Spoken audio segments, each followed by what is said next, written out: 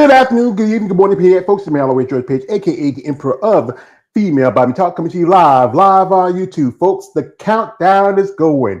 I got a few more days left.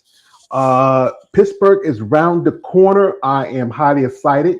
Also, as you know, just earlier this week, my channel hit 7,000 subscribers. I like to thank y'all. Be it you guys who are a fan of Women of Muscle, be your female competitors who are a fan of my content, or just somebody who just likes good, consistent work. I appreciate you all and every one. So, and before we start, folks, and we just did this yesterday because we know we had a passive legend, lovely Mrs. Dolly Parton, and just no more than to last night and today, back-to-back legends we just lost. We just lost the amazing Mr. Tim Curry, great actor, voice actor, somewhere in my generation, and another gentleman who I just saw, who I grew up listening to his voice from. As far as I can remember, the great Mr. Peter Cullen, better known as Optimus Prime, and also me, so many other. We just lost these two gentlemen just back to back. So those are people of my generation. I mean, also another legend just passed away too, someone else. But these two really the ones really stuck with me. And also, Curry did a lot of voiceover work too. So I want to give a moment of time for those two gentlemen and rest in peace to their family and friends.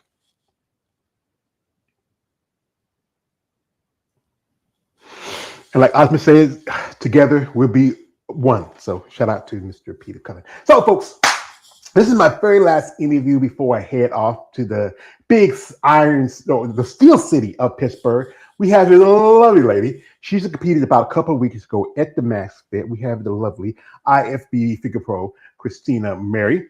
And Christina turned pro back in, I think it's 2024, right? 2025. 2025 at the Masters Nationals. And she's made her pro debut at the Max Fit like a couple of weeks ago. So we welcome her and we thank you for your time. Thank you for having me. I appreciate it. No problem, no problem. So this is the first question I ask you. You know, what got you started in sport, as I call it, muscle and masculinity? Please share. So what was the question? What got you started in, I call bodybuilding the sport of muscle and masculinity, if you think about it, but that's what got you started into bodybuilding.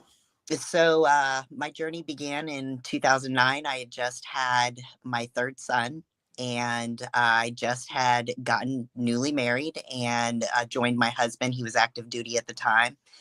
And when I joined him up in North Carolina, he had so many hobbies and I had nothing. So he made the suggestion. He said, "Hey, why don't you go start weight training?" He showed me a couple inspirational videos and, people that this is, we're talking back in the day when Jamie Eason and Nicole Wilkins, back in probably 2012, 2014, looking at these women. These are women that had inspired me to get started. And when I got started, I was just looking really just for a hobby and something to keep me busy and get back into shape after having, my third child. So never had thought that really never thought I would even go in the direction of bodybuilding. I just wanted to lift weights because I loved how it made me feel. I felt very empowered by it. And then in 2014, we had moved to Virginia. We got PCS'd here, and had got connected with a good group of women. It was like a women boot camp, and the lady who had actually led that group, she was a competitor. And so I went to one of her shows and it was all downhill from there. I was like, okay, that's it. Sign me up. I want to do this. And ended up competing in my first OCB show back in 2014. Took second place at that show. And then we PCS'd again over to Colorado that 2014. And in the end of 2014, I actually competed in the Rocky Mountain Championship, which was a local regional show. And that was pretty much the two shows that I had did in 2014 before having to just kind of put it down with my husband's job being pretty busy. And then over the years, just, some things that had come up with my health and needed to be addressed. So that took the priority. And Wait. Well, okay, sorry. Saw something real quick. Keep going. I'm sorry. So then once we got my health under control, I was diagnosed with an incurable blood cancer. So it's called follicular lymphoma. I was diagnosed in 2016, and went through, for that particular type of cancer. It's a slow growing cancer, so it doesn't require any aggressive chemotherapy treatments. How they typically treat is through like immunotherapy. So took care of all that, had some other health issues that arose out of treatment, so it took some years, but I was finally able to kind of stabilize my health as much as I possibly could. Um, and in 2022, I had another friend who was diving back into competing. And I went to her show and I said to myself, maybe it's a good time to start diving back into it. In 2023 is when I knuckled down and haven't stopped since. So connected with my coach in 2023. I've been with him ever since. His name's Shelby Starnes. And he and my posing coach, Kenny Wallach, they're my dream team. I call them the dream team. And so I've been with them ever since. And we've had some really good progress since working together. Well, Shelby Starnes is one of the top guys. I've interviewed some of your stablemates, like Marilyn Yee, a couple other ladies who've been under Shelby. One lady who's right now, she is shooting to get a pro card. That is Mary Demi, aka Miss Beefy. She's supposed to be going to North Americans. I hope you get to see her there.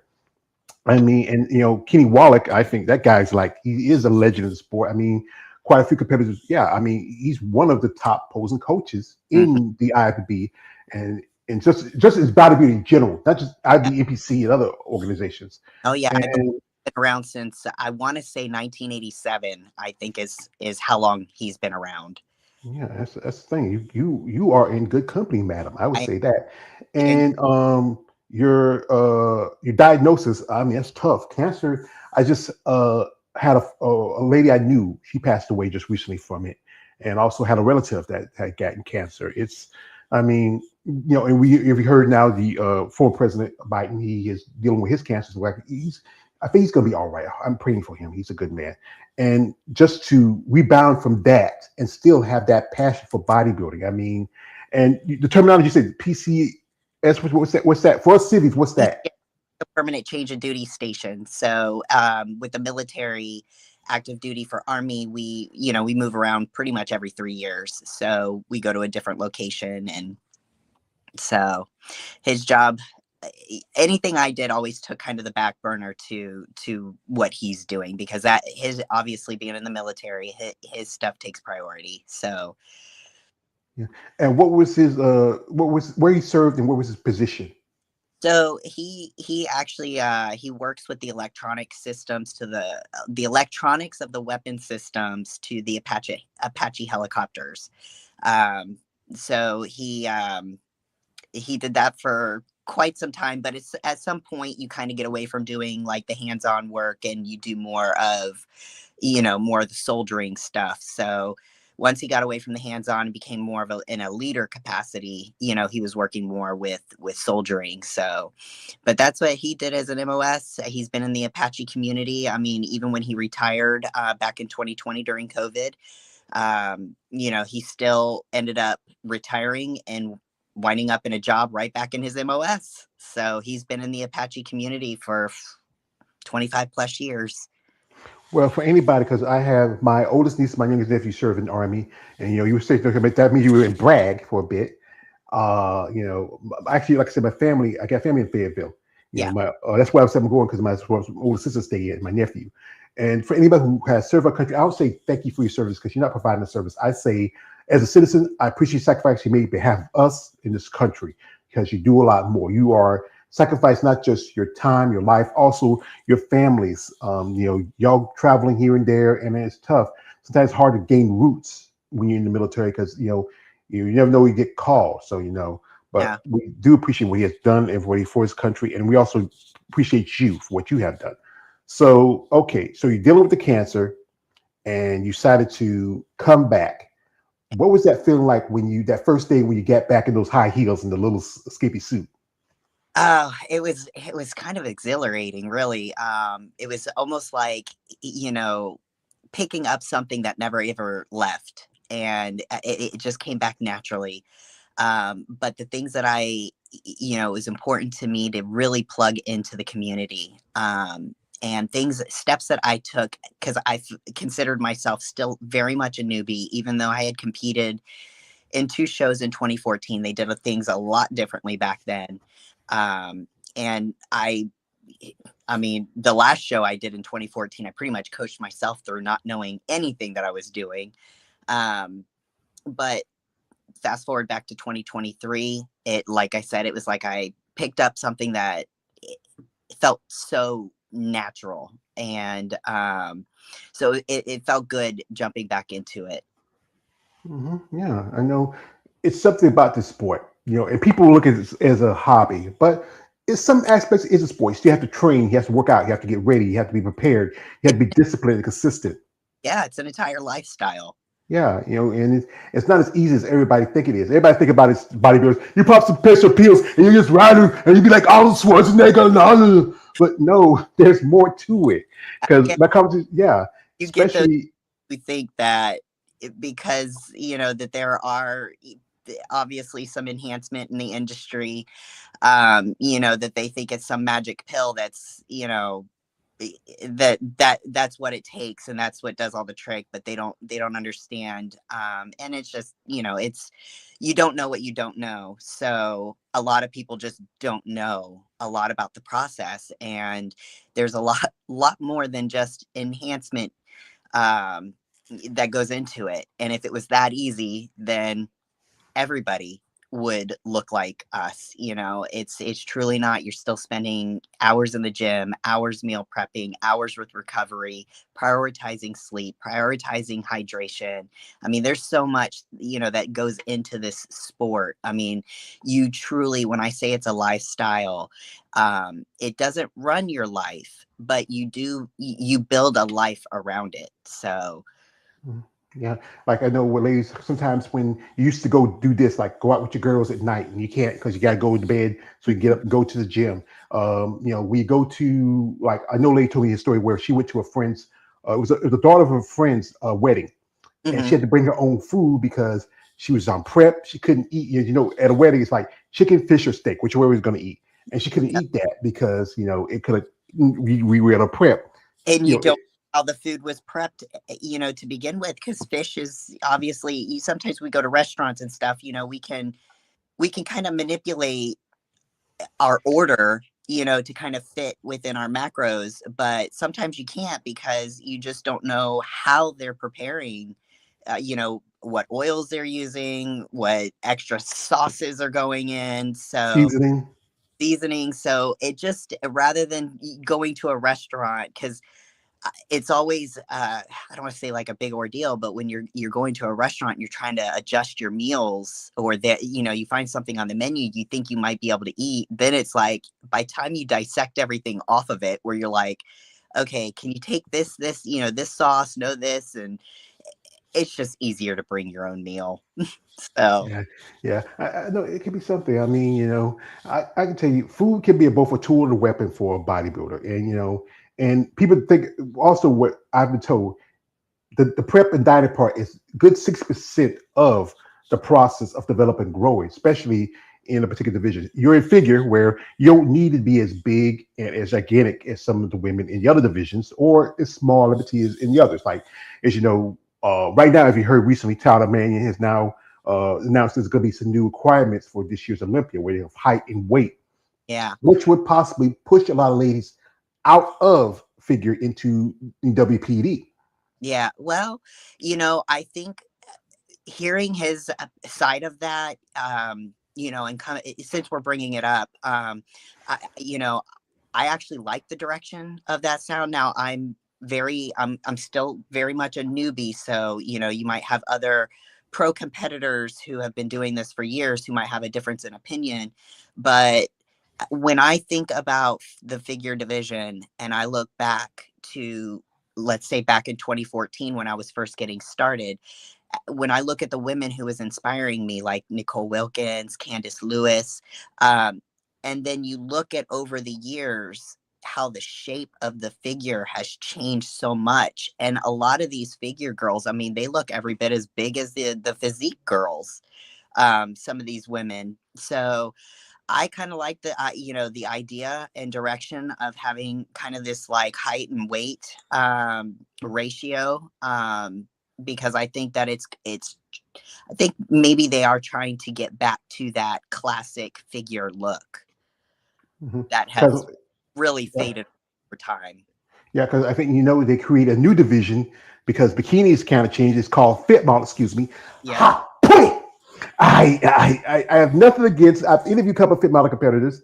One lady I know just turned pro a while back. I have nothing against them, but to me, I think it belongs in the NPC exclusively as a startup or novice division. I don't think it has a replace in IFBB because once you hit that level, you're going to evolve. It's going to be hard to maintain Yeah. that natural supposedly look because yeah, I've just hard hearing some women from in the bikini division want to go down, and this happened with women's physique. We saw women bodybuilders going down because there's fewer shows, Yeah. and the women needed someplace to go, and they brought those same aesthetics. And I know one lady who recently she follows me on social media. Her name is Gabriella. She made her switch up to WPD, and I think it fits for her. Or you look at people like a lady who I got to meet a while back when I was in Tampa. She was a figure competitor. That is Ashley Jones, and Oh, I got to meet her. Yeah, I she know. gave me a shout out on my IG, and Oh, also another young competitor who also jumped all the way from figure up to women's bodybuilding. That is, Paula Ranta, and this was last year when she was competing at the Tampa Bay Pro. It's the evolution of athletes over time. I think, especially younger athletes, they can really grow. oh yeah. Yeah, it becomes as you get a little older and you're a master's athlete. I hate to use that. I don't like to use age as an excuse because I think anybody can start anything at any age. I'm that person that if you're still above this side of the ground, you still got time to do whatever it is that you want to do. But where was I going with that? See, the food thing, that's the other thing. When you're like lacking in calories, one minute you've got a thought, the next minute, Prep brain, prep brain. I know it's also we get like I'm like now I'm 51 years old, I'll be 52 in the next few months, and we get to that mindset. Like I walk into a room and say, "Why I come in here for?" I mean, I so mean, you get the brain fog, yeah. I mean, I call it old timers. I mean, I picked it one time. This is a true story. I was like, I went to my post office to get my mail, Mhm. and I bought my sister's truck because I don't have a car of my own, and I'm like, wait a minute, where's my house keys? And then I went back, and the lady at the post office said, "Oh, here you go. Your house keys. You left them in the in the door." I said, "What? I did it twice." Oh, That's, twice for the third time. yeah, I'm blessed. God bless him. He walked. That old saying, "God watch out for fools and babies." And I think I'm a fool. Yeah, So, right there with you. so yeah. So now after your diagnosis was clean, so you get back into it. You did a couple of shows, and then you finally get your pro card. What Yep. was that experience like? Because you did North Americas a couple of times, but you got your pro card at Pittsburgh, but at the Masters Nationals. So I'll take you down my rabbit hole. So I ended up my first regional show was up in Woodbridge. It was the Max Muscle. I did take first overall in that event, and that of course qualified me for the national level shows. I went on in 2024 and I did Masters Nationals. I took second place there. I had in I was intended to do the North American Championship. However, I had to pull out of that show. One of our fur pups, we had to put him down in 2024, so that was really rough. And when you're in at the end of a kind of like your stage prep, some people might try to find that strength to kind of muscle, just get through it and do the show. Me, I was just like, I was a mess after we had to put him down. I was like, I couldn't focus on the show anymore. So I ended up pulling out of the North Americans, kind of hanging things up for the year. I was done at that point. And then 2025, that's when we went back to Masters National. We took first overall in the I want to say it was almost in every, well, not first overall in all of them, but I took first in most of my age categories. I was registered, I think, in two age categories, and then I took a first overall, which obviously qualified me for my pro status. And last year we had similar situation happen where I was like, okay, now I want to dive into I was going to make a pro debut last year. I was ready to do it. But we had one of our other fur puppies that we had to put down again. So, and they were both, I mean, they were around the same age. So knowing that, I knew it was going to be one of those things that when they both, were going to pass, they're probably going to pass close together. And they were about a year apart. So I had a couple shows I was registered for to do a pro debut last year, and just pulled out of them again because I was a mess. And when I have stuff like that goes on, my family and things like that that's going to take priority over any show that I ever do. So, shows will be there, the stage will always be there, but these moments that I get to share with my family, especially when it's, during a time of grief, I'm going to pull back, and I'm going to, be with my family. And of course I needed that moment for myself too, because it was really hard on all of us. And then this year, when I started looking at shows for this year, I didn't know with Max Fit, from what I heard backstage, this was probably the biggest Masters event that I could have registered for a pro debut. And I didn't know that originally when I had signed up for it. Obviously, when you see the prize money that's associated, you know that it's going to attract a lot of athletes. So I knew it was going to be pretty competitive. I didn't realize that they were going to be, when we talk about top tier level pros there, that was probably almost, it was an incredible experience overall. But for me to be to sit backstage with people like Sandy Lark, I had to tell her backstage, I was like, you're trying not to fangirl, because you're a pro, and these are your peers that you're, on the line with, being judged against. And it's like, I'm inside, just screaming like a little kid in a candy shop inside. Cause I'm like, oh my gosh, I'm standing next to Sandy Lark, and I'm like, in D Jackson, how does this even happen? So the 45, so with 45 and over, I did get a first call out with those ladies. So I mean, just to get that was a huge win for me. Just to get that, I told myself, I said, looking at the lineup, I was like, okay, I know I'm not going to win, but I am going to show up, and I'm going to prove that I deserve a place among these women. And I think that the outcome, we did just that. I feel like we did just that. Yeah, I didn't saw the show. I saw the pictures because a couple of ladies in that class you were in, Tracy Miller, better known as Madame Laveau, she's been a guest on my channel. Ryan Martin, she's also been a guest, and she just did the Tampa no more than a week or so ago before that. I know the lovely Miss Jackson. I've been trying to get her on my channel. I think she has a beautiful smile. She has a beautiful physique. She's a beautiful soul in general. Just being backstage with her, her spirit and her light. She's an incredible woman. You can tell. You can just tell she loves everybody. Also, is coming up in just another might want to say another, I think 6 more weeks, is another show which is going to be in my backyard, North Carolina, which is the Queen City in Charlotte. And I'm thinking of, oh, you'll be there? Well, I'm thinking about going because, like I say, Charlotte's only, where I live is Robinson County. I'm only 2 hours away from Charlotte. Yeah. I hadn't been to Charlotte in a long time. And you know what? I just got to wait to see how things look, finances after this trip.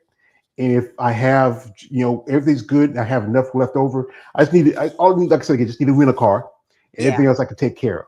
Yeah. I most definitely, I personally, I would like to go to the show where they have women's bodybuilding and women's physique and more of the other divisions, but this is be a great show to support. They do have a Charlotte Pro, but it's no Charlotte Pro, pushed out figure about a couple years ago. I don't care as much about bikini and those other divisions, and I respect the guys in the banana hands and boy shorts, but I'm not a big fan. Well, folks, I got this video that I found. As you know, I always ask for information so I can research a little bit before I do interviews. And it's an interview that she did after she got a pro card. So, folks, you want to check it out. This is great. This lady, what she's been through, her story of passion. I allow respect for women like herself who get into the sport of bodybuilding.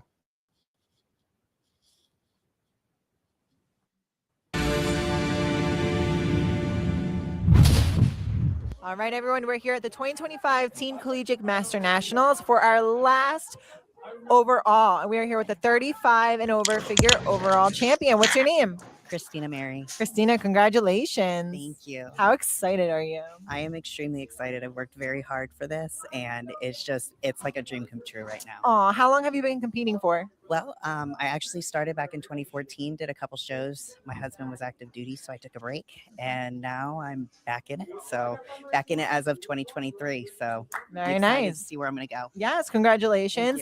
So what's the game plan? You're going to do a pro show or you're going to take an off season? I'm going to probably possibly dive in and do a pro show just to get my feet wet and then go into an off season and grow. Very cool. Very cool. And do you have anybody that you want to thank for this?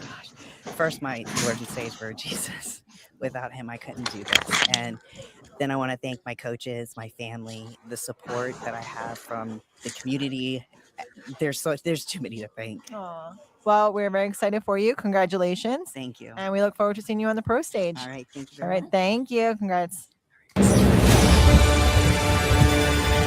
Congratulations. I mean, it's an experience, what you've been through, your diagnosis, other stuff, and to finally to achieve a goal that you've been doing it because you, like I said, you've been doing it for a long time before, but then sit back, have to recover, pop back in, and then you go to Pittsburgh, you get that pro card.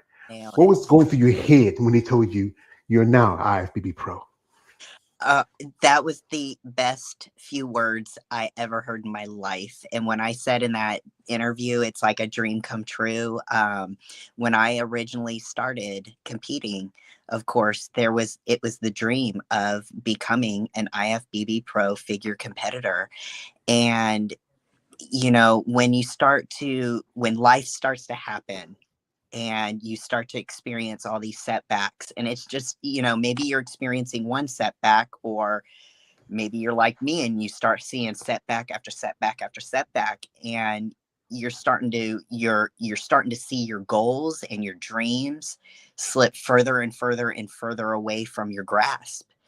And that can feel very defeating and just disappointing, because you've got what you want out of life, and now you've got these circumstances that are out of your control that, you got to step away and you got to take care of yourself. So I really didn't think I was ever going to be able to compete again. And when you receive a diagnosis like that, you also wonder. And then, of course, I was diagnosed with an autoimmune condition, a dysautonomia. So, I have all these other stacked up health issues that I'm trying to best manage also around, because my recoveries, I don't bounce back like the average person. So I probably take a lot more breaks and rest than the average person, because my body can't handle or hang with some of the intensity that maybe some of the, somebody who may not have pre-existing health conditions. But to be able to go through all of that and finally be able to step back on stage and then to get a pro card, it made winning so much more sweeter when there were so many other hurdles that you had to jump over to get there. It made it so much more rewarding. So I was shocked. I felt like I knew we had it, but I mean, when you hear those words, your new IFBB pro, you're in sticker shock. I'm like, me? I did it? Oh my gosh. But, everything that I do, I have a friend who she shared the saying with me that we bring attention to us so that we can bring attention to God. And, everything that I do for this stage, the most important thing to me is, and the foundation of it all is God, because I could not do this without him. Um, and he is my foundation. And the stuff, for me, when I go through a prep, um, it's being able to see God in all the details. And I've got some incredible little stories too about my competitor numbers and the significant, the meanings behind those competitor numbers. I'll go look up like what the angelic number means. And it's pretty, they've been pretty spot on. So it's like just seeing God show up in all the details, how he carries you through it. And for me, it's a learning experience. In life, I'm known as a bodybuilder, but in spirit, I'm known as a daughter of God, and first and foremost. So the fact that, God has aligned something that I love so much, this is just how good he is. It's like he aligned something that I loved so much and met me in it. And when he met me in it, well, I had to invite him in first because I was going at it alone. And when I sat down and I made this my covenant with him, the stuff that he has showed me, I love what he has revealed about me, the healing that has taken place, not necessarily, from a health standpoint. I probably say a little bit of a health standpoint because obviously I'm kind of like in a stable, situation, but it's also I've been through a lot in life. I mean, a lot in life. I didn't have, I didn't have the best childhood, and, getting into my early adult years, found myself into a, pretty abusive relationship. So, I've come with a lot of trauma. So, last year was the biggest breakthrough that I had because every morning when I was doing my devotionals, it, just how God was transforming me, how he was healing me of those traumatic experiences things that I wasn't letting go. And the minute he healed and I was able to let those go, the amount of flourishing that I have done since this year has been probably the best prep season for me out of all of them. And it's just because of the intentionality that I put behind my time with God and making sure that he is there every step of the way.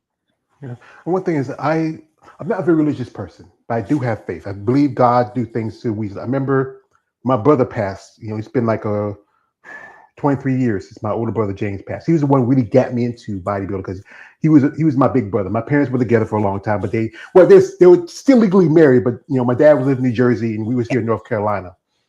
And he was like, for me and my younger brother, my younger nieces and nephews, he was the father figure of our family. And he used to play football in our hometown. And he used to always get the muscle mags. And and we were country boys. We didn't have a lot. We were lifting weights with cinder blocks and wood and wood. And he really was one of the people that really inspired me when I got into this, because not just because of what I admire about the competitors, but also about you ladies. Kind of. But I'm not going to detail too much of that one. But I remember when he died, someone told me, said, I'm so sorry. yeah, someone told me, said they needed a good worker. My brother was a good worker. God needed a good worker. He needed the angels. He chose them. And sometimes, there'll be times things you feel like he broke, but you will never be broken. Yeah. God makes a way. I remember the story I heard of a man who was walking in the sand, and he said to God, God, where were you when I needed you? And he said, my son, I was walking beside you. When those times you couldn't walk, I was carrying you. And that's why you only see one pair of footprints, because I was carrying you along the way. And that's the thing. It's good to have that, especially with bodybuilding. This sport can be so much Yeah. immensely effective between your mind, your spirit, your body, your overall, also the big financial part of it, Oh, because yeah, that is the thing that sticks. Because unlike other sports, where okay, if you do a pro sport, you can make a living off of it. But bodybuilding is more of a. How about shout out to my man Big Keith Williams? I pray for him too. He's going through some stuff himself. It's a give and take. Sometimes you're going to be, how you say it like this. You're sometimes paying Peter. You still don't Peter to pay Paul. yep. Yep. It is. It's definitely and that's what's kind of funny. That's the inside joke between me and my husband is, he's the one who got me into going to the gym because he said it was free, because when you're active duty, you could just go work out on the gyms on base. So it was free. So, he didn't know. Fast forward, where are we at now? Fast forward, I started in 2009, 2020. I don't know. 17 years. 17 years later, and I'm picking in his pocket for my Get your hand in my pocket. I want to pay some kids, and I'll pay for you. It's cheaper to keep her. It's cheaper to keep her. Man. But that's the thing is, it's a passion, and it's a sport, and also it's a passion because we get involved in it. You have to understand. I was talking with one lady, the lovely Ivy Pro Carrie Gary. She hears in my hometown, North Carolina, also, and she's a very religious, faith-based lady. And you have to count every little dollar when you do this. But here's the thing of it: the ladies I talk to say that, hey, you do a show, you might get, like with Tracy, she got at least $10,000 for the 40 plus, and another extra thousand here for the first places in the other classes. Back her season just about. Yeah, just about. Well, here's the thing is, she did at least this before this. She did at least 3 shows earlier. She went to Portugal. She went to China. That honestly, I don't think she might get a little bit of it back, but not this much back because you got to. Yeah, when you think of the cost to go overseas, my goodness, I can't imagine. You look at the flights to go over there. I mean, obviously, a lot more expensive traveling to go compete in shows overseas than when you're doing them, here locally in the U.S. Mm-hmm. A lady who I follow, she is a physique competitor. She comes for, I think it's Slovakia, one of those countries. She's going to be in Houston. That's going to be her 11th show of the year. Wow. She just did the Arizona Pro Rising Phoenix weekend. She did the Triple O early this year. She did Puerto Rico, Georgia, Alabama, Toronto, a couple of shows in South America, Texas, and now she's doing Houston. She's been on most Paralympian, and this is 11 shows. And I think last year she did like 14. Dang. And I'm like, who is paying for this? I mean, if she's competing in the open, obviously the difference between competing in open versus masters is in the open, you don't have to pay for those registration costs. And, as a masters competitor, they still have where you've got to pay for your registration. So if she's diving, I mean, there's still other expenditures outside of the registration, but not having to pay for a registration certainly helps recoup some of the money that, you might have spent and can now apply it towards something else. Well, her last 2 shows, she was in the 6th, 7th, and 8th, which means you don't get no money in that. If you can get some money in the 1st and 2nd, yeah, but she might have some sponsors because some competitors do have sponsors, and that helps cover costs. Like, are you sponsored yourself? No, not yet. I think I got some more time I probably need to put in, and that's why this year is important because these last few years since 2023, I've kind of been, because of obviously having the hiccups with having to put my dogs down, I've just been kind of like a one and done show each year. So 2023, 2024, and 2025, I just did 1 show and that was it. This year, we stacked it for 3 shows. Next year, when I do go into that planning, I do want to try to plan where my shows are going to be more closer together. Because I would like to compete. If I'm doing 3 shows this year, I'd like to at least dive into like maybe 5 next year. So as long as I can space them to where they're a little bit closer together, I definitely would be interested in doing a lot more shows because I definitely want to get my face, my name, get out there, and I want people to look at me and say, who is this girl and where did she come from? Yeah, I would say since you're in Virginia, you're not too far from Georgia. There's the Atlanta Pro. There's another show. I think there's the Body B one that's in Alabama. Yep. There's also Tampa, which is the biggest show, and also they do masters. You got Daytona's coming up, but right now you're focusing on the World Championship, and there's also the Hurricane. There's the Atlantic Coast, which does open and masters, and there's quite a few shows within that area. There's one more that I haven't talked to my coach yet about it, but It's on my radar. It's the Maryland Night of Championship. So, but that one, I have to see how my body's feeling, of course, after I get through the October 17th show. But if I'm feeling pretty good, I am definitely not opposed to looking at that show. That would probably be my one last show for the year. And I would love to go do it. I think this is the second year that they're doing this show. The first year they rolled it out was last year. So it's something that I'm interested in doing. And it would only, at that point, I'm already extending out my prep. So I look at it and I'm like, what's another 4 weeks, after doing 26 weeks of prep. So we'll see. I got to talk to my coach about it, see what he thinks. It just might be probably wiser, to be honest. It can be easy to get caught up into the excitement too, of doing all these shows, but you do have to be smart about it too, because for me, I still need size. The feedback I'm getting is more density in my back, which I've gotten that feedback for the last 2 years in a row. So I know my back is something that we need to bring up. So it might be worth closing up the season after October 17th so that I could have a, pretty good extended off season to pack on some size. Mm-hmm. And you can pop in to the mid season of next year where Yeah. you'll give you at least another good 3 or 4 months to really grow a little bit, because that's what's important about growth, especially in the figure division where you don't need as much size to look at physique and women's bodybuilding. You Right. need condition. You want that nice tapered waist. You want that width in your back. You want that great depth. I've been interviewing quite a few figure competitors. How they told me how one lady explains it. You want like that upside down Dorito look. You want the broad shoulders. You want a nice taper. Everything comes in together. Actor. Yeah. So, folks, while we get Christina here, we're going to do this. We're going to jump into her social media for a little bit. If you're so interested in supporting her, interested in helping her out on anything from cost or expense of travel to entry fees, she really wants to get herself out there, wants to be active. But guys, I'm telling you this is from me to you. This is a nice lady. She's been through hell and high water. Be respectful. Nothing weird. Her husband used to arm helicopters with missiles. That's What right. are you thinking about? It's gonna be like that thing, True Lies. You might see a man see the, So just be respectful. Reach out to Jerry Interest. So we're gonna jump into social media. I want to check out the link in the description of the live.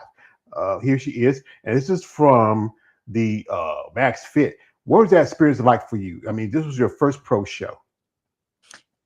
Even though it was 5 hours behind, I know that's not typically, how things are run. The show ended up when they did the athlete brief. They told us, I want to say 3 weeks leading up to the show, they had 50 competitors, 50 pro competitors registered, and then all of a sudden, at the last minute, everybody got registered, and there ended up being, I think, 370 plus competitors. So that's kind of why they got a little bit behind, and they were also running the NPC amateur show as well on that same day. So I think next year what they're looking at doing is kind of breaking it up into a 2-day show. But overall, my experience for it, I mean, it was the best experience that I could have had as a first pro debut. Just the people I got to meet, network with, the people I got to stand next to, people that inspired me. I mean, all of it was just an absolute dream come true. And I was at more peace. I thought I was going to be extremely nervous, but this was probably the most peace that I had been at leading into a show than I have ever been at. So, but as far as the experience, trying to think if there's one thing that I could take away that I had learned out of it, but I can't think of anything off the top of my head right now. But I would say it would probably just be continuing to dial in the posing, because when you are competing at this level and coming into this first pro debut for me, obviously I had an idea on the lineup ahead of time. But at this level, everybody is showing up looking amazing. So what's going to stand and make a difference is in the posing. And so that's something that I've been prioritizing since I dove back into this in 2023, trying to find that right posing coach, and which we ended up doing, but taking that posing really, really seriously. But this incredible sponsors, let me tell you, I mean, the athlete goodie bags, I mean, they were on point. I mean, they were passing out full size products. We got you could pick a custom stitched hat or a custom backpack. I mean, they really loaded us up. They took good care of us, and you can see that the attention that they put into this show, regardless if it went 5 hours over or behind. I know that there's a lot of people who's probably going to complain about that. I look at all those types of experiences, and those are all learning moments. They test us and we learn from them, but you can tell their level of attention that they put into this, how committed they are to these athletes, and just putting on a good show and getting good sponsors who's gonna, take care of and give, freebies out. I mean, it was incredible. It really was. Yeah, because I know Rachel Jaffe, who I had a guest on here previously, she competed there in women's physique. Ryan told me, yeah, because I remember I saw one thing somebody posted that there's one dude, he was going to do Texas Pro that weekend, and then he decided to do this show. And I think people underestimate the Masters competitors because next year is going to be the Masters Olympia. I'm wondering where you're going to have it at, because I'm hearing might be Pittsburgh, it might be Orlando, or it might be someplace else. Because the last time they had it in Japan, I interviewed a couple of ladies after that show and a few ladies after the show. It was a great experience, but the problem was that promoter, he kind of messed up. I heard all about that. Yeah. Are you referring to kind of like the payout issue? Yeah, because one of the ladies I interviewed, I interviewed Tiana Flex. She won women's bodybuilding, and I interviewed her and her husband. Shout out to Tony. They were there. I interviewed that day before they competed, and we had to, because they're in Japan. They're like totally. That's like I think about 15, 14-hour time difference. I had to get up early in the morning to do it, and because they got to catch up in the afternoon for them. That was like late evening, early evening, and you got to think about it. You compete, you train, and you. This is, even though it's not the big part of the sport, but it's something that's it's a bonus to get a little prize money, and then you sit around. The promoter is supposed to pay you out for your time, but instead, hey, he's dragging. So the guy who runs the Olympia, who owns Olympia, Jake Wood, I gotta get shot. Jake, Jake, I want that money. I want that gun. He stepped in. The athlete, because he absolutely showed up for them on that. He paid them. Jake. Yeah, because Jake was the guy who came in. He said women's bodybuilding. We just had the Rise Fiends weekend / Arizona Pro, where it's the solo, one of the handful of women bodybuilding shows, female bodybuilding shows in the sport. There's the Triple O that's ran by one of my favorite people, and it's not to me. And Arnold, he pushed out Figure from his show, and even Figure started losing shows bit by bit. And I'm looking here. She has I think for a woman, for what she's been through, again, ma'am, you have an amazing body.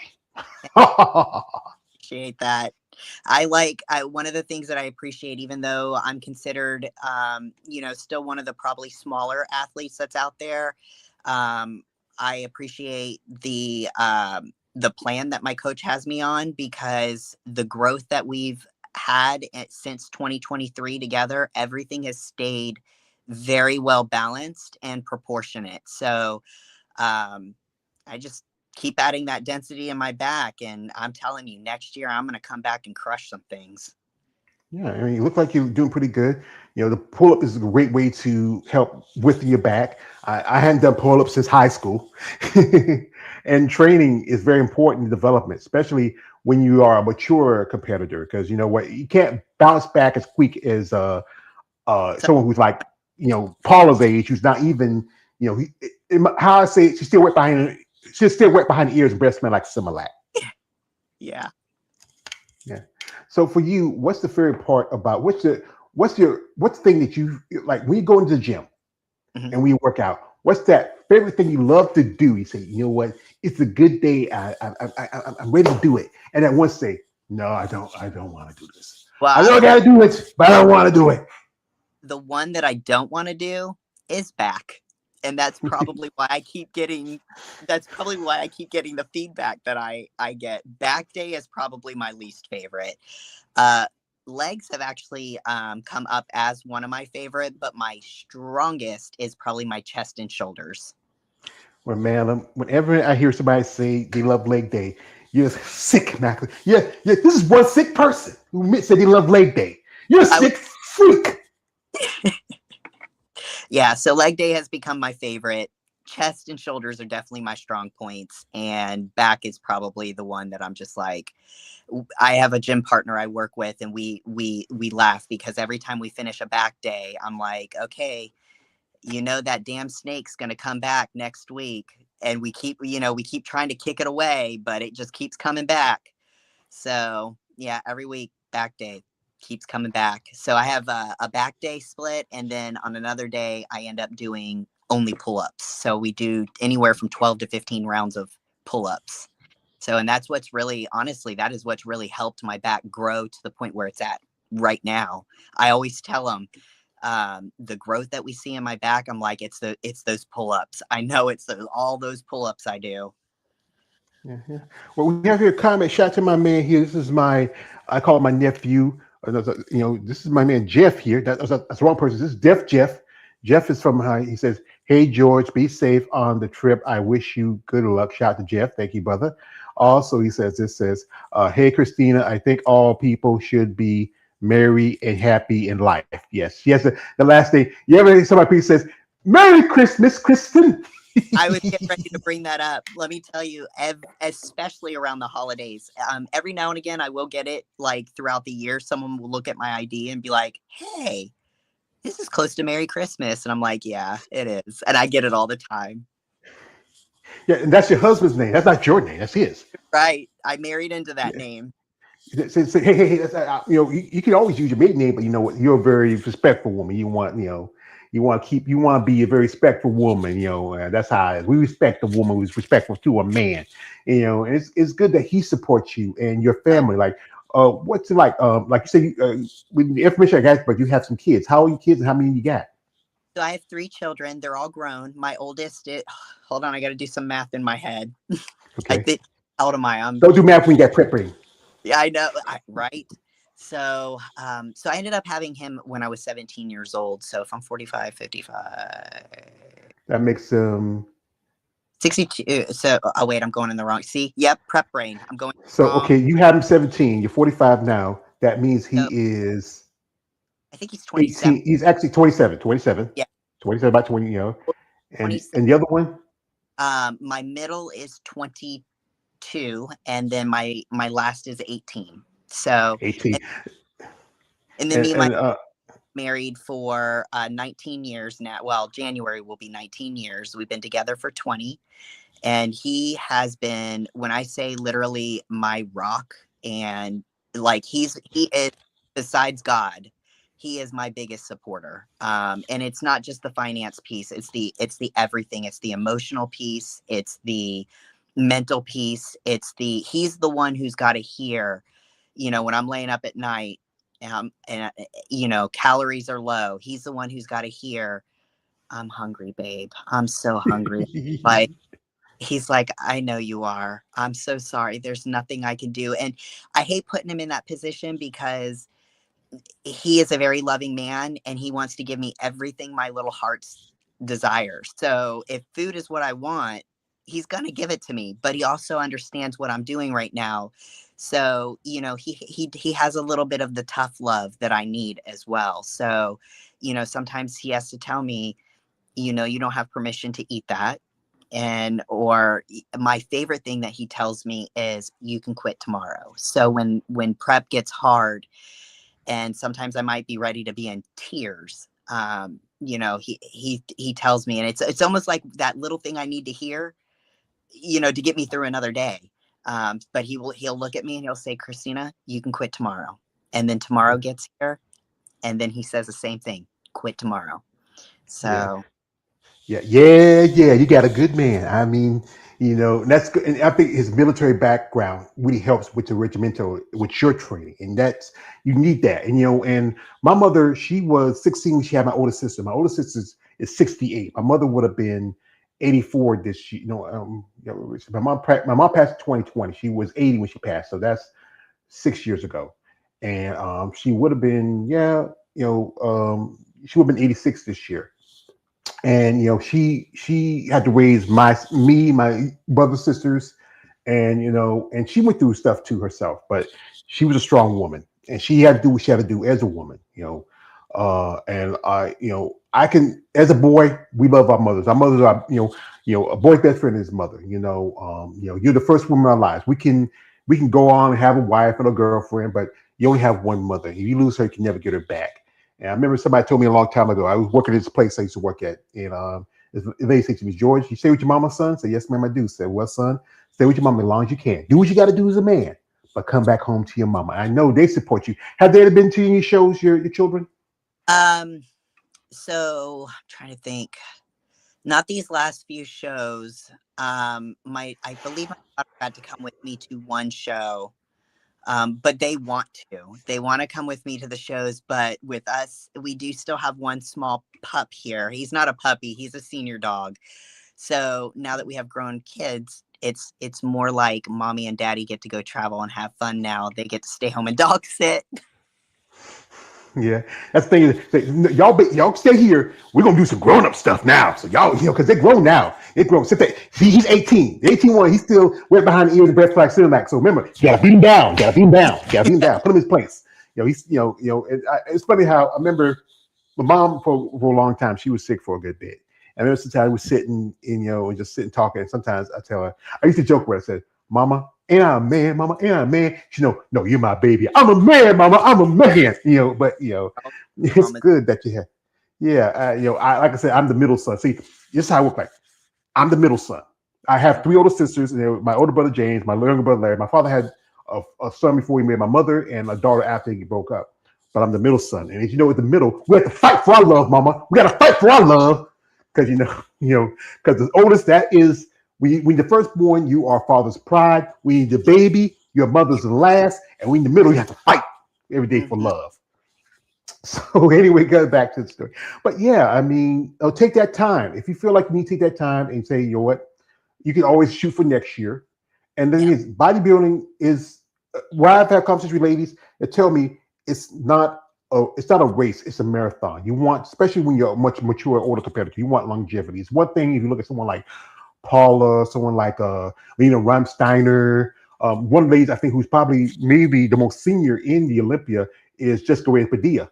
And and look at her. I mean, she was active last year, but now I think she could step back.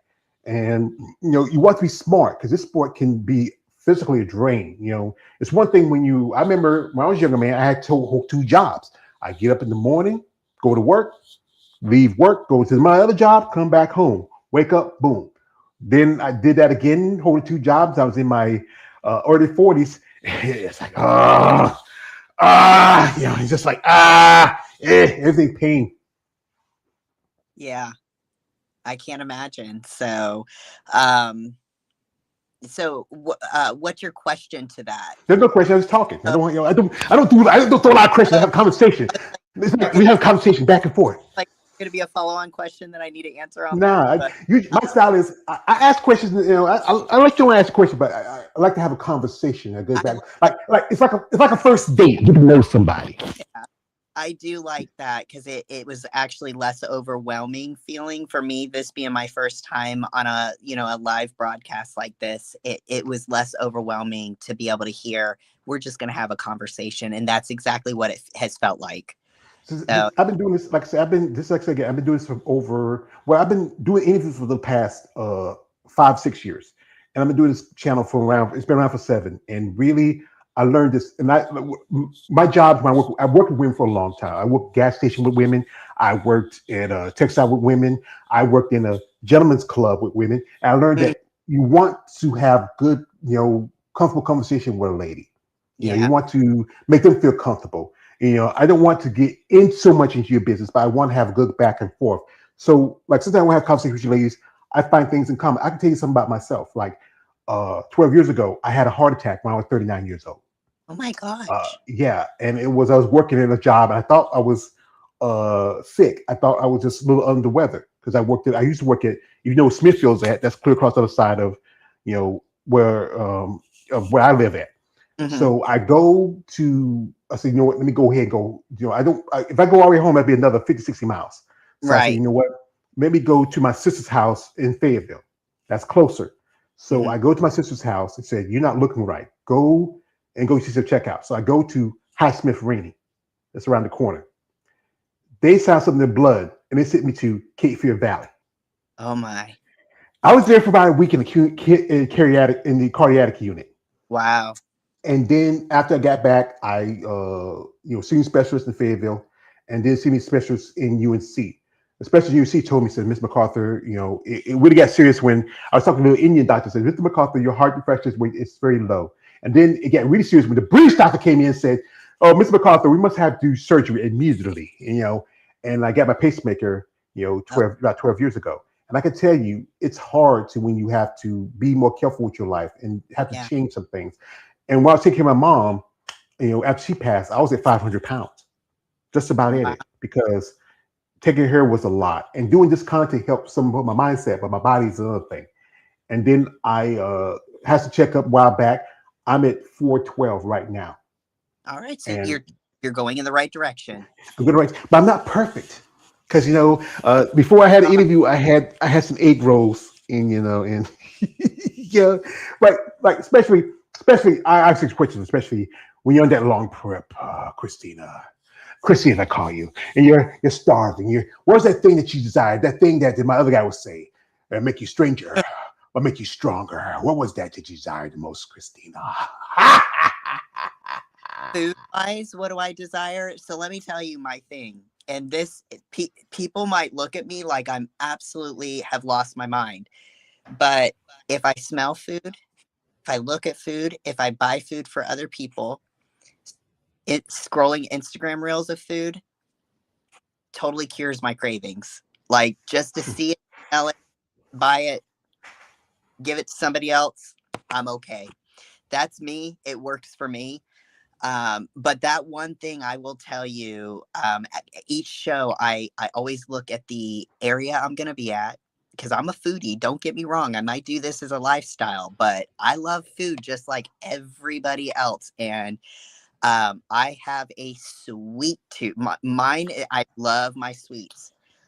But when I start looking at like places to go, I always start looking at almost like the same foods. It's either burgers or pizza. Um, and then like this time I've been craving donuts and fritters. Oh my gosh, like nobody's business. But last year I was all about the chocolate cake. Give me the thickest, richest, biggest chocolate cake that there is. That's what I wanted. Yeah, my mom used to make some good home cooked cakes. You know, be like about 6, 7 layers. You know, and Uh-huh. she'll get chocolate icing or she'll get white icing, or sometimes we grew up poor country. We either get jelly and do like a Yeah, jelly cake, and it was sweet and I tastes bet. good. Oh, I mean, I should be careful because I'm pre-diabetic also. So, you know, and Oh I yeah. know, yeah, because, you know, I know quite a few bodybuilders who are foodies. They love it, and you know, it's good to enjoy it once in a while, you know, Yes. get that little taste of it. You got, But then after a while, take a break. yep, you got to hop back on. One of the things, actually, maybe we can discuss this like in a later, one day down the road. Maybe we can even recap Pittsburgh together. Who knows? Yeah, that'd be cool. Like I said, I'm gonna be there for a good bit. Sometimes what I do is I have a thing. I do this about next Monday. I've suspended it. I have a thing called Muscle Talk Mondays, and we have a discussion panel. You know, me and some guys, we talk about things. And if you are available around that time, that Monday, while I'm still in Pittsburgh, because I won't leave to Tuesday, maybe we can Monday. you have a little conversation. You know, we can do it live like we did this one, because I know you might be Uh, in your place, I'll be in your place. We do that, and we can have some people on there as guests talk about it, because I'm excited. Because I'm gonna tell you this: I'm a poor country boy from North Carolina. The farthest I've been north of my life, man, was Virginia. And that was almost 27 years ago. But I've been to Atlanta. I've been to Tampa. I've been to Florida quite a few times. And this for me, it's just I've asked some people like, you've been to Pittsburgh quite a while. What's a great place if you want to just take a look around, like if you're a tourist? So they have, unfortunately, because I've only been to Pittsburgh for competitions, I'm only there for such a short time that I haven't gotten out a lot to do much of anything that's in Pittsburgh, what it has to offer. But one of the things that I see trending is I think it's like the Sky Incline. It's like a trolley that takes you up, and then you can see so I would probably say, are you afraid of heights? Because I see how you're like, that's like things where you're probably going to get the most breathtaking view of Pittsburgh. So if me and my husband can kind of swing that one, I'd like to try to get over and do that incline. So, well, my big brother James was a big Pittsburgh fan. I might go if it's not too far from where I'm staying at before I leave out. I might go check out their football field and take a picture, and just say I might put something on it's just my big brother would love to been here. He would love to been here. I mean, I was a Chicago Bear fan when I was younger, but he was more Pittsburgh. Yeah. But yeah, I think I'm really excited because I know some ladies who follow my channel who know I'm coming. They're really excited to get to meet me. This is a thing. I'm like shout out to one of my dearest friends. She's been supporting me. Her name is Eunice. She runs a country called Bad Rap. You've heard of Bad Rap? And Bad Rap, their moniker is Big and Defined, Ripped and Pump, and like the Red Pump part. And she's really supporting me because she gave me this jersey. It's a really cool jersey I get to wear. Ooh. Yeah, I'm gonna wear this. I'm wearing because I'm going to check out as you know, my channel is about you ladies, and I'm going to check out the women's bodybuilding and also figure part of the North Americans. No offense to the guys, I'm not a big fan of the band handmade boy shorts. And I'm all going to check out also the Masters Championship because I'm big. Quite a few of my people interviewed are master competitors. Because y'all more. I think it's more like with being that we're in the same age with some of these ladies. Yeah. And more comfortable to talk about things. And I've had quite a few young competitors, but I think with the master competitors, it's like easy to talk to because we can talk about things we understand. Yeah. And as again, I talk about my friend, and you say you got to meet your legend, Sandy Larkin. One lady who I went my first Bible show was 2022. That was Savannah, and one lady I got to see live was Andrea Shaw. Oh, I've met her a couple times too. Yeah. Yes, because if we go back real quick, folks, to her IG, and there's a video I'm going to pull up real quick if I can find it real quick, and she's doing a pose in center with she don't know it, but she's my girlfriend. And you got to meet her. She got to touch you. I've got,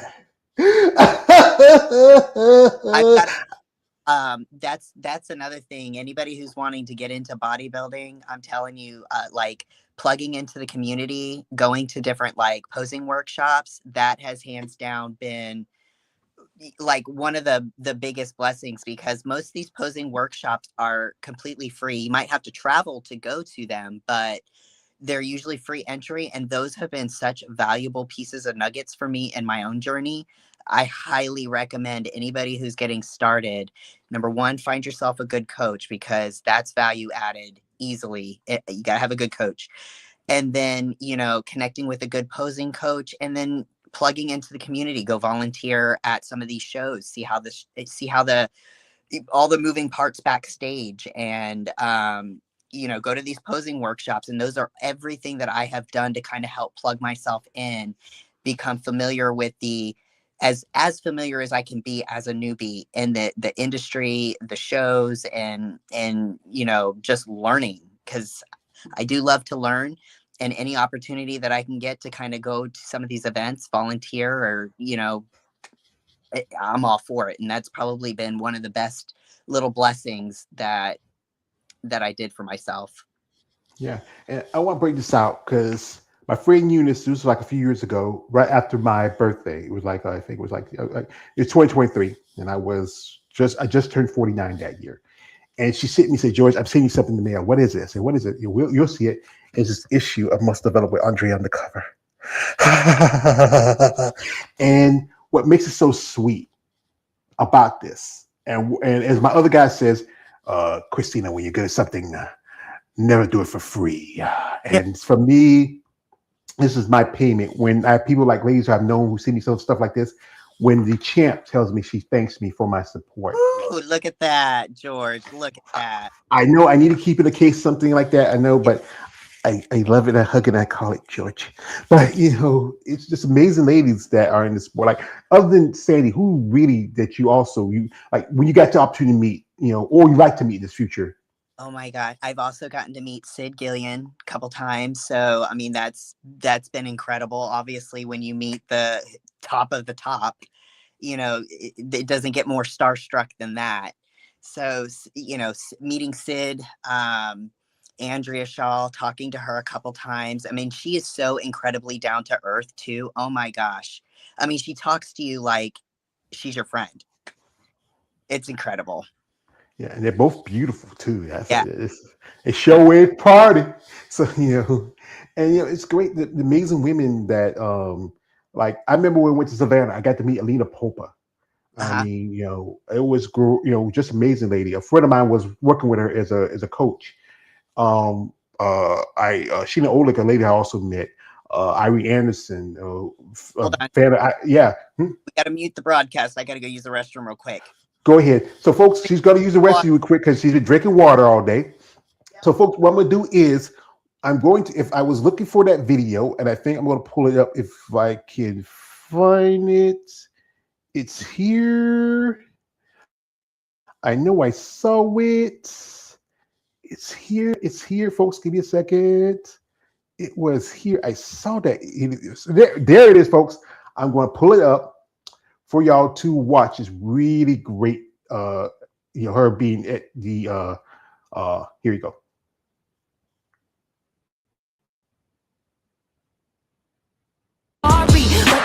Yeah, can't play the music, folks, but here she is on stage. And it looks like it's a great experience, hanging out with so many amazing women in sport, and this was in Vegas, I believe. Story about that one, that picture. Yeah, what? That guy helping me right there. So really cool about that is he was actually on the judging panel. He's an IFBB pro judge. His name is Louis Santa.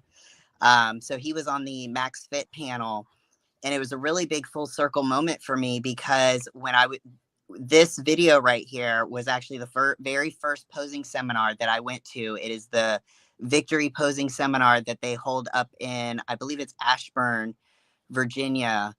I think it's Ashburn, Virginia.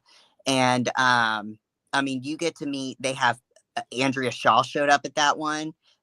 They have pro level, competitors at these events that's helping you kind of in your, your posing. But Louis Santa, I had to follow up with him because being that seminar was like the start of where I was starting to get into competing, my full circle moment. And he also was on the judging panel for, I want to say, my Masters National. It was either, I don't know if it was last year or the year before. It was, I think, the year before, because I think last year he had already moved to Florida.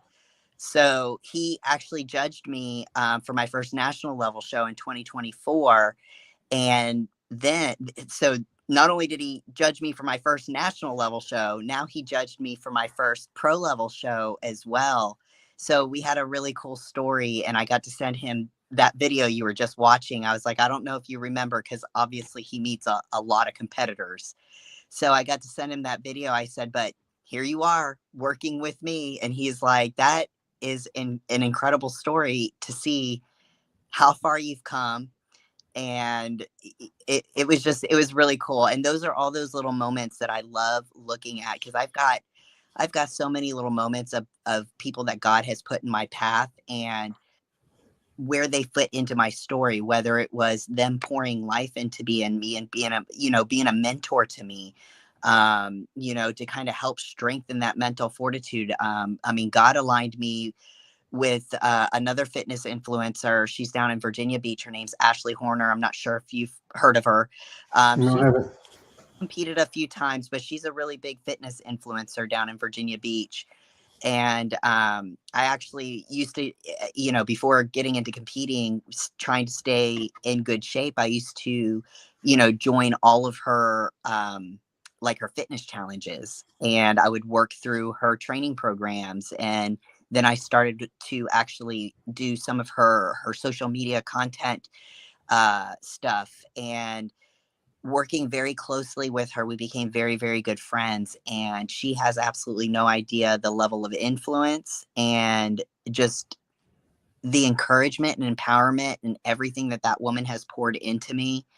I mean, it's propelled and strengthened my mindset to be able to keep running forward. So it's incredible when you see the people God aligns you with, and the part that they play in your story. You treasure those people and those things. I mean, I hold them very close to my heart because they mean a lot. This journey means a lot to me, and the help that they've instilled into me means a lot to me.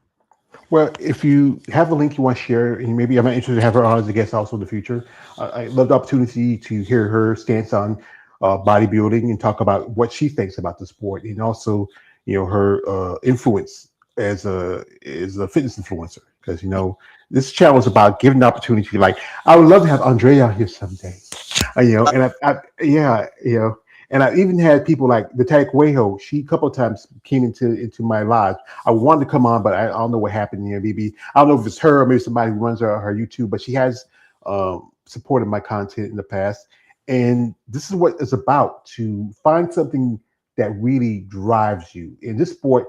As people, there's going to be the yin and yang of the sport. Like, you hear stuff about the use of performance enhancers. We had a young man who passed away just a little bit after he competed at the show. Right now you have the former Miss Physique champion, Sarah Vilgas. Her husband. Yeah. I'm not trying to pitch that trash. Yeah. Hey, it's like this. It's like anything. Like, back in the day, wasn't that long ago? Like, one of the greatest baseball pitchers, Nolan Ryan, said, like, he had a history of strikeouts, but sometimes he always had to do something to give him a little edge. Like, he put a little oil on his on the ball so he can make it fly faster. Yeah. You do what you can do within reason and within legality to be the best at what you can be in whatever sport. Yep. And that's honestly, in this industry, that's what people are doing, because you look at too with now how peptides are rolling out. So it's not just the standard typical performance enhancing drugs, but now you've also got these more, I like to call them more natural type of enhancements through peptides. And the peptide industry, I'm like, where you guys been all my life? Because it's like, these are things that actually work with your human body to strengthen whatever peptide you're trying to get into. But the way it addresses our chronic health issues and people with weight loss journeys. I mean, there's so much out there now with peptides. It's like, who knows, maybe one day the PED usage will go away and people will just be using maybe more peptides. Well, like I said, that's wishful thinking, because you know what, this it's already has a foothold in the sport, and natural bodybuilding, because you wasn't OCB before, which is a natural organization, and it's a lot harder to build muscle naturally because you're not taking any kind of peptides or any kind of performance enhancer. Right. You're doing it just by diet and being consistent and disciplined, and it takes me be a natural competitor, maybe 6 months to put on 7 pounds. Where when you're enhanced competitor, it might take you 6 weeks to put on that 7 pounds. Right. It's a process. And I think what they talk about especially is how organizations like NPC and IFBB should also invest in the health and welfare of their athletes. Like most other sports, like the NBA, the NFL, Major League Baseball, and hockey, this is a sport where which they don't, they want to take, but don't give much back to the point. Only thing, hey, you got a pro car you keep up every year, but what's that at the end of the day? Yeah, well, and what's that at the end of the day when you're, if you're sacrificing your health? And I think that there's different tiers of athletes who, at the end of the day, you've got to do what feels comfortable for you and what you can live with, you know.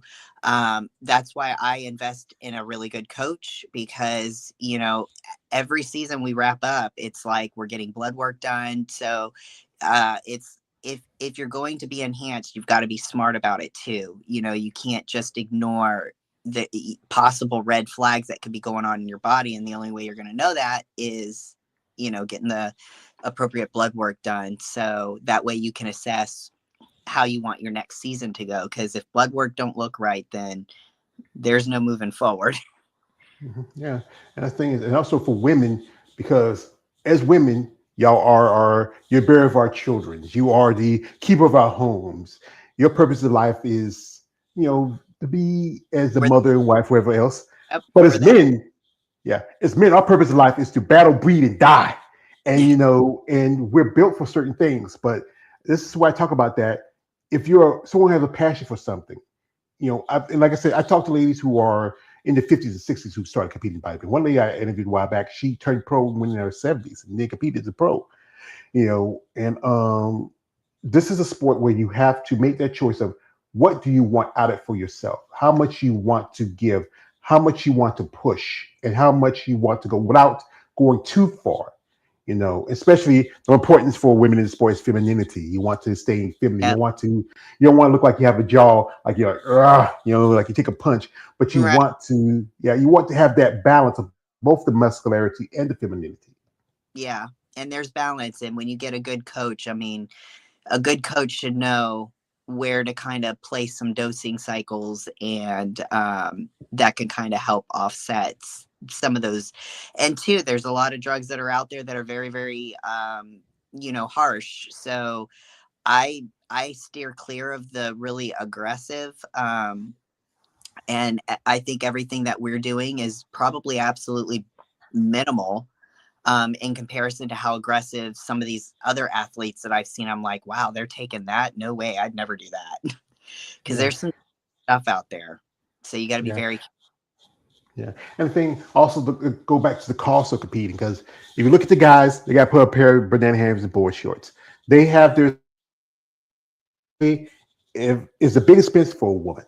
Yeah, because you have to have your hair, your makeup done, your tan, nail. your nails, your jewelry, your suit right there. That's your car note, or rent, or a mortgage. I mean, you know, that's why I say I think sponsorship does help cover the cost because not only you go to the shows and you're doing masters where you might say, you know what, I want to hinge my opportunities. I might do. I know one lady she competed at the masters. She did like I think 4 classes. I think she did 40, 45, 50, and 55. And you know, that's I know That, it could be a lot. well, depending on what show. I mean, you could register and it could cost you anywhere from $250 to $300 a registrate for one registration.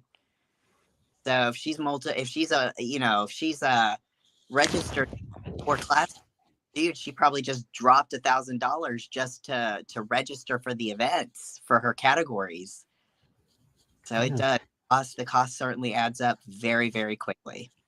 Yeah, the good thing is that your kids are grown. You know, I know the 18-year-old. He's still gonna always say, "Mom, Dad, can I borrow a few bucks?" You know, because he's 18. Come on, you know what would we do? Like you already had a baby by the time you were 18. What would I do with 18? I was like still with my mom. You know, when I was working my little side job, and you know they don't understand the value of money till they get to be grown.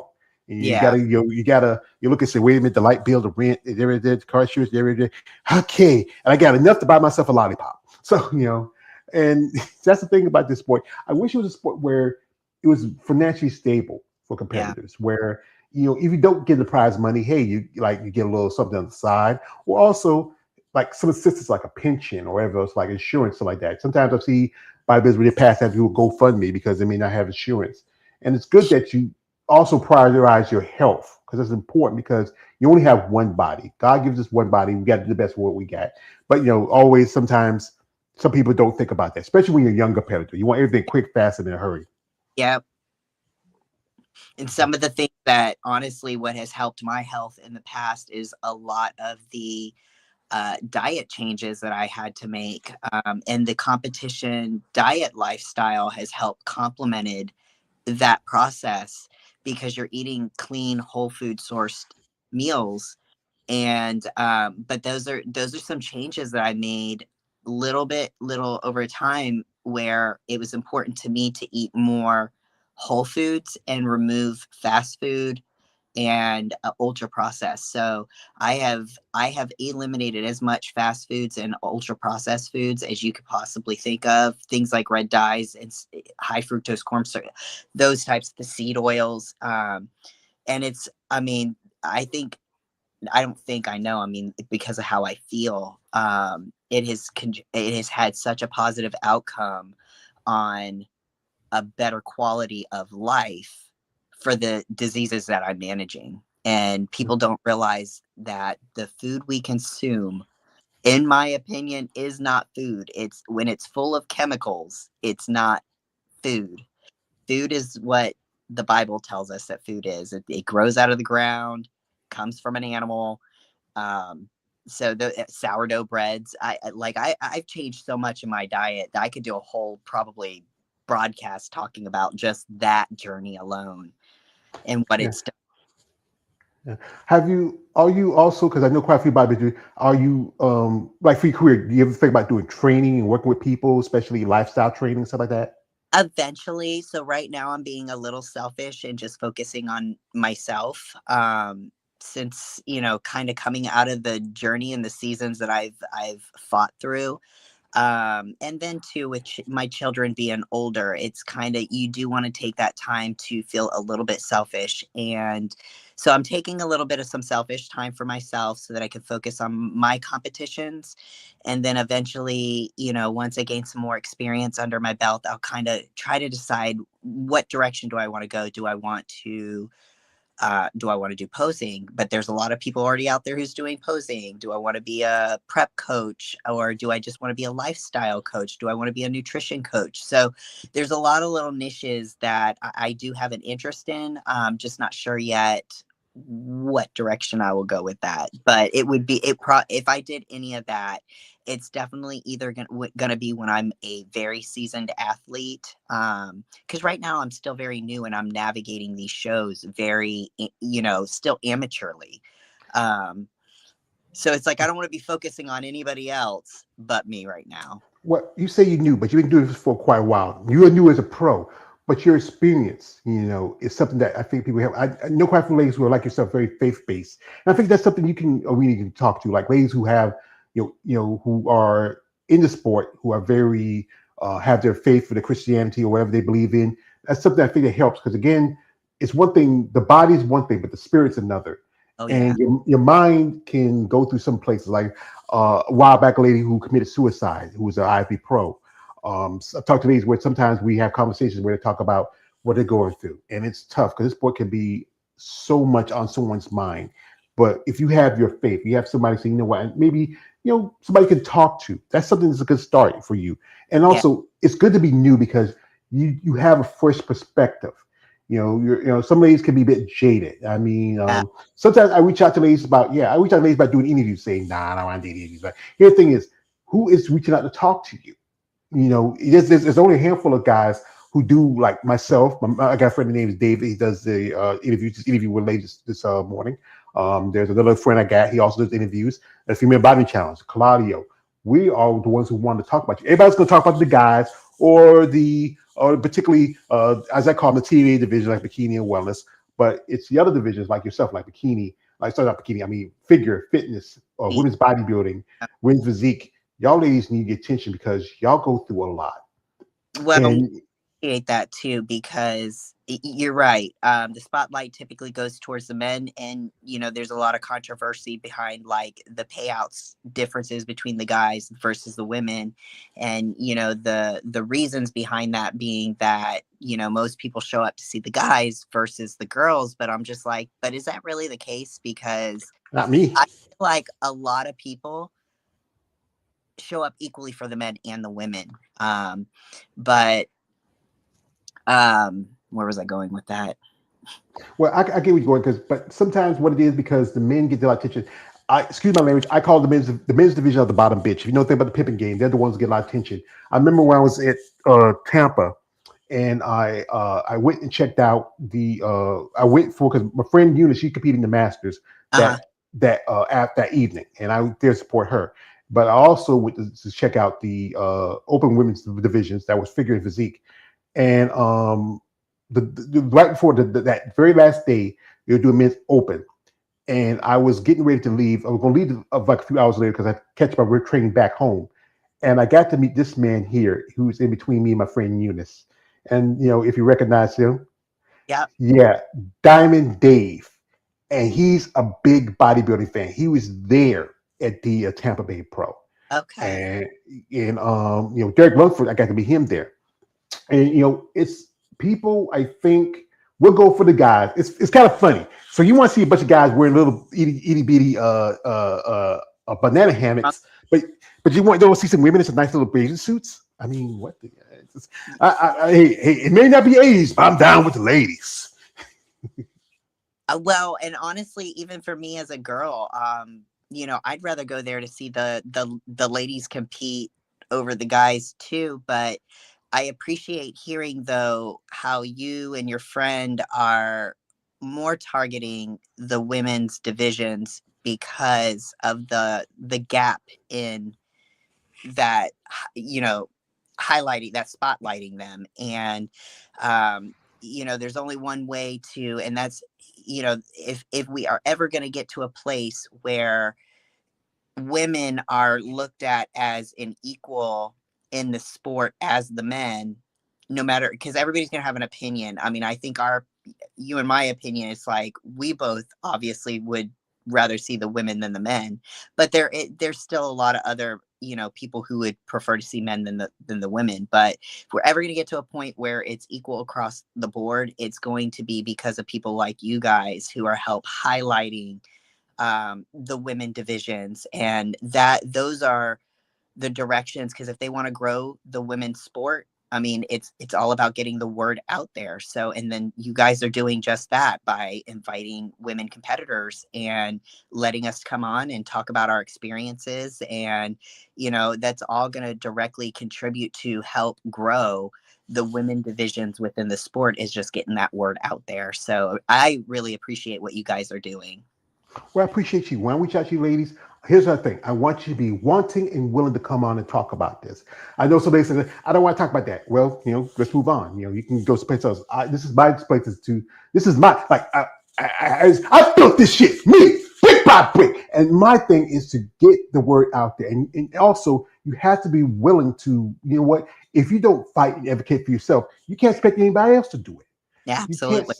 If you complain about the prize money, well, find somebody who can help you with that. Shout out to a lady who's been against my channel, Anastasia Ryder. She helped go GoFundMe to get the money for women's bodybuilding to keep it to Tampa. Shout out to my friend Eunice. She not only her and her company Bad Rap, her partner JoJo, they put up the money for the prize money for here at the Tampa. That's her with Lavinia. That's JoJo here. That's Eunice there. They also put up the money for the Atlanta Pro. They also worked with, shout out to my man David. They also worked with Sid and also Andrea for the Triple O Dynasty. We just got to find, I can't forget Jake Wood. Jake, still giving y'all women, in women's bodybuilding a fighting chance, creating wings of strength, creating shows like the Rising Phoenix Arizona Pro, where the ladies have a stage where they have to share with the banana hammocks and boy shorts. It's just needed more people who want to fight for y'all. And also you got to fight for yourself. You can't be saying like, woe is me. No one's going to give you anything. Like my mama said, a hard head makes a soft ass. Excuse my language, ma'am. Yeah, nope, I agree. And it's like, that's one thing in my own journey, going through everything that I've been through in life, is I lived so long in the kind of that victim mindset. And it's easy to get caught up in that victim kind of mindset, the woes of me, feeling sorry for yourself. But it's like, where's that actually going to get you? Get you nowhere. And, at the end of the day, you just got to, you got to crawl out of your hole, and you got to advocate for yourself. And it's about being proactive. Mm-hmm. Yeah, like I said, if you want anything bad enough, like one of my favorite quotes from a favorite movie, Batman Begins. He says to Thomas Wayne's his son Bruce says, "Bruce, why do we fall, son? Can we learn to pick ourselves up?" We get and back it's up. also to say, the Rocky Balboa. It's not about how hard you can hit, it's how hard you take the hits and keep moving forward. How we can take and keep moving forward. That's how winners gun. Right now I love quoting movies. That's it. But No, yeah. But that's the thing. You have to be willing and wants to step in. You don't have to talk to me. You don't have to talk to any of these bodybuilding podcasts. Go out there, promote yourself. No one, maybe you and I know who Andrea Shaw is, but generally, like the other 90% of the world, maybe 95, may not. But it's yeah. up to them to promote themselves. Or I've seen ladies do more on YouTube and stuff like that. But it's up to you to promote yourself, like what you're doing, try to get yourself out there and get recognized, and also get sponsorship. That does help. If I could do this for you, if I had, I'm broke as a joke. It's about the end of the month. I'm saving for a trip. If I had to wait, I would say, I'll put my official glass and says, Mrs. Mary, we are very interested about your faith, your passion, what drives you, your interest in the sport of bodybuilding. We are a company interested in maybe sponsoring athletes, and if you feel like our product works in your process, and it's something that you can use in your development, we'd like you to be one of our ambassadors. So, madam, if you feel like this is something you might be interested in, if you are someone who is applicable about a relationship in the future, let us know. We're happy to help you in your process as a bodybuilder. So let us know, madam, if that is something that might interest you. I appreciate that so. Yeah, I wish I can do it. I'm broke as a joke. It's about the end of the month, and I got a trip coming up. So, I know I'm a newbie. I know I got to put my time in. I got to prove myself. I know that these companies are not going to just put their chances in a rookie. They want to make sure that they've got a solid athlete who has got deeply rooted into the industry before they start putting out those sponsorships, and those will come all in God's good timing. I know that they will. God will align me with the right companies too. I'm already praying about it, and so I know that later on down the road, when it is good in time, that God will align me with the right businesses so that I can have hopefully some spiritually based sponsorships. It's good to find somebody that could align with your mindset and what you believe in. It's good to have those things come along, because sometimes not all money is good money. Sometimes it does help, but sometimes you have to make that in your own faith or belief, or even your own personal experience of what you want out of a company or a business, because you don't want to line yourself with something that just don't sit right in your heart or your spirit. And that's good to make those decisions.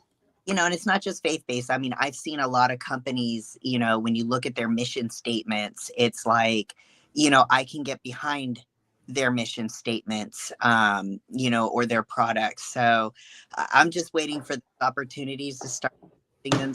I think that's kind of when things start to get exciting, and that tells you your career is starting to take off, when people are actually starting to, reach out to you for those types of sponsorships. But I know that they will come in the right time. So I just got to be patient.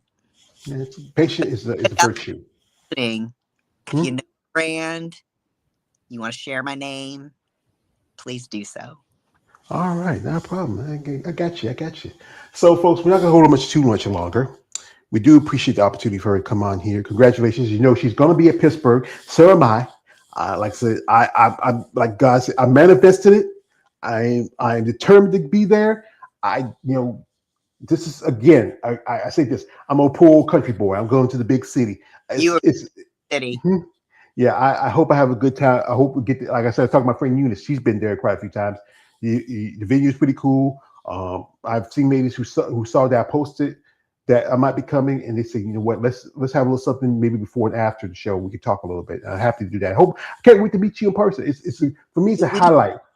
It's not a very large venue, so we should see each other, and that's one of the reasons too why I ended up doing the Master Worlds, because going to Master Nationals the past 2 years, the flow and the layout is all the same. So I was like, that's going to be too easy. I'm already very familiar with the flow of the show, so I'm pretty excited about this one. And I hope if you do, I know you mentioned, you said you do the round top and I have two things. I have every Monday I have, it's called my round. It's my every Monday I do.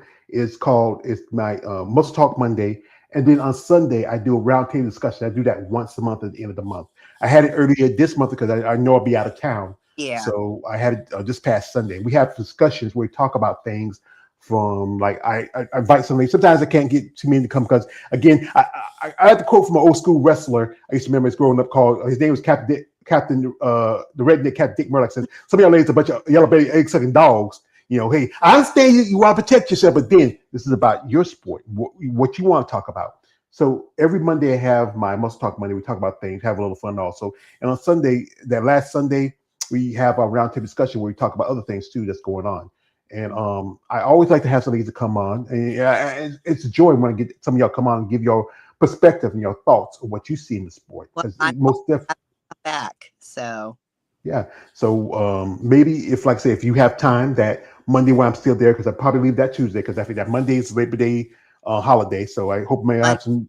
Yeah. We driving back on Monday, so I know that my internet will probably be kind of shoddy a little because we'll be on the road on Monday. But if not for Pittsburgh, I mean, when I do my show in October, maybe we recap that show, or maybe we see where I'm at, we see how I do in Pitt. I don't know. We'll play it by ear, and we'll just message each other back and forth on Instagram and figure something out.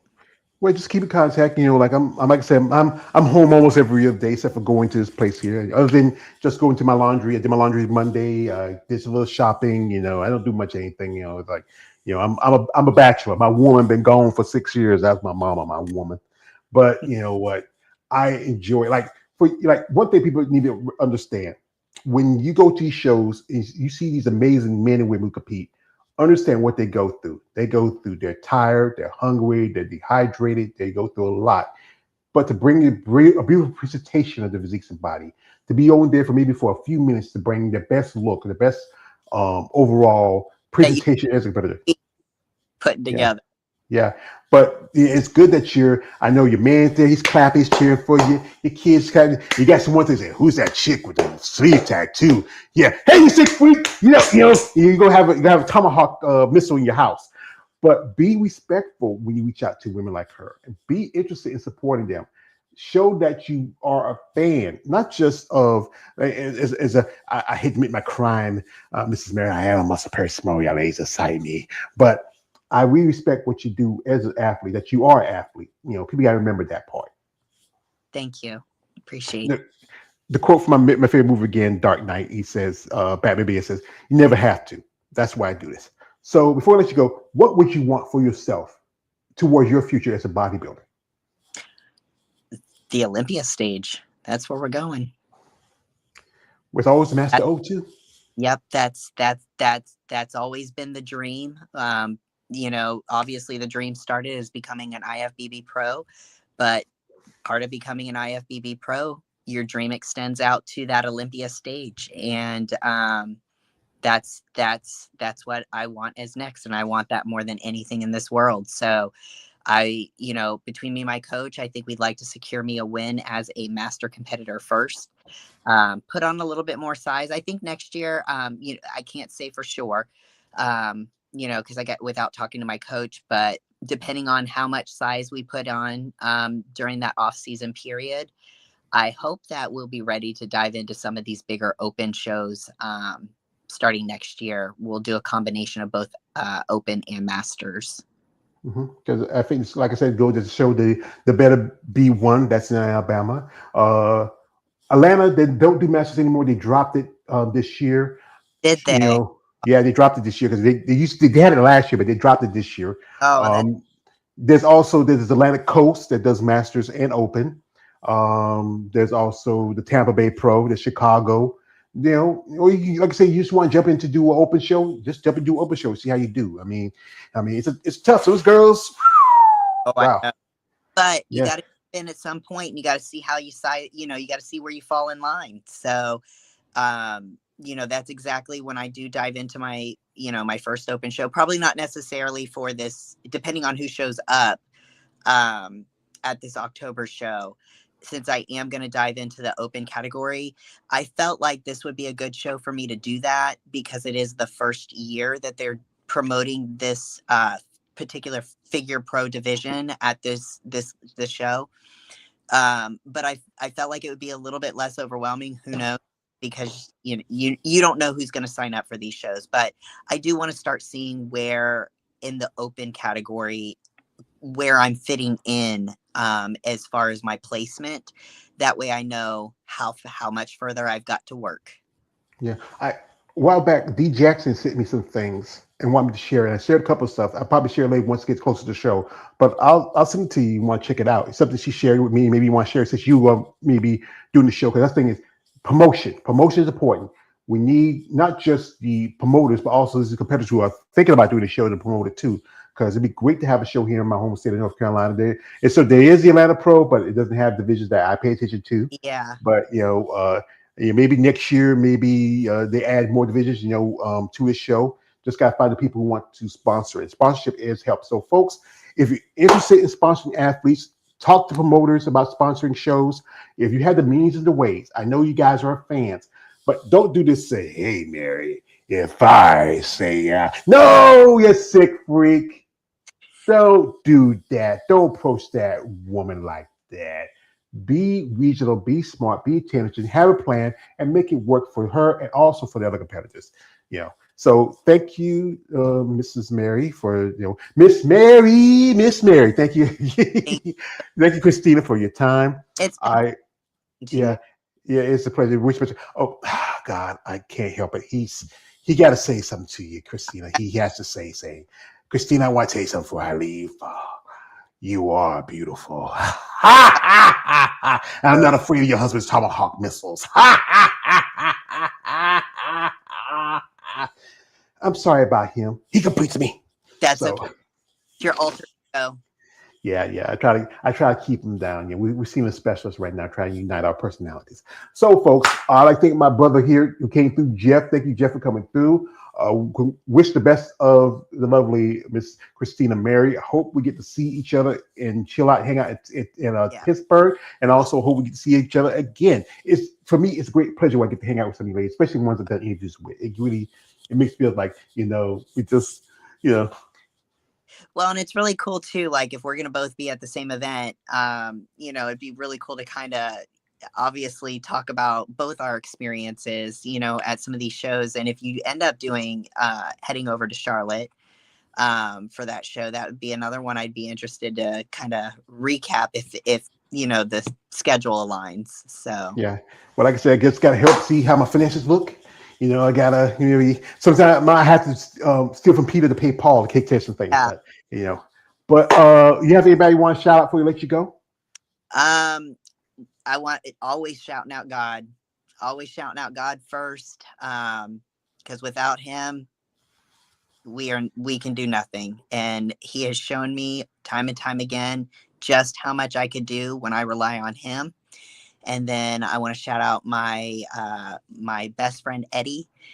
She is my spirit sister and bodybuilding sister. And we actually started this journey together. So we have learned and grown together in the sport. We're both now IFBB pro competitors. She got her pro card status last year as well. So she is another one that is like a huge just rock to my foundation.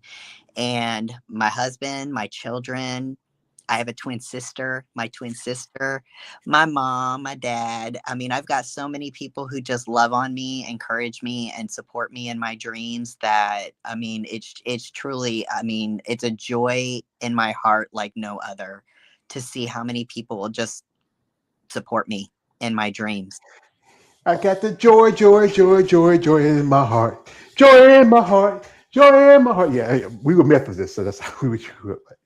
But yes, shout out to your family, shout out to your friends, if your friend Eddie, everyone interested in coming on and talk about her experience, she's a welcome guest. Actually, she is going to be doing her pro debut down in Fort Lauderdale. I think it's November 21st. It sounds like she might be doing, is it the Hurricane? No, the Hurricane one I think is in the St. Pete area. I think that one's St. Pete. I think she's doing the Atlantic Coast. Yep, I was saying I think it's the Atlantic Coast. So Atlantic Coast, yeah. So I got a friend. Yeah, It's Florida got a lot of shows. I mean, I wish they had more shows with bodybuilding. I'm a big fan of Yeah. that division, but maybe in the future we get some promotions maybe to that. So we'd like to thank the lovely Mrs. Mary Christina Mary, and I want to call her Mary, but we appreciate her time she gave us. Congratulations, hold the best. Can't wait to meet each other in Pittsburgh and also maybe Charlotte again. Yes, I hope to see you at both those shows. All right, so folks. I got a few more days left. Enjoy your time seeing me here. I will do a live post after the World Championships on Monday because that's Labor Day weekend. I'll hit my train on Tuesday and be back in North Carolina later that day. So, folks, I'd like to thank you. Shout out to man Jeff is here. Shout out to lovely Mrs. Christina Mary. Shout out to all you watch this channel. Thank y'all for help me reach 7,000 subs. I appreciate you all. Best of luck to y'all in the future. You should be all over George Page, aka the Emperor of Female Body Talk. Don't like, subscribe. Good night. God bless, and I'll see y'all next time. All right. Thank you very much, and thank you everybody in the audience. Thank you too, ma'am.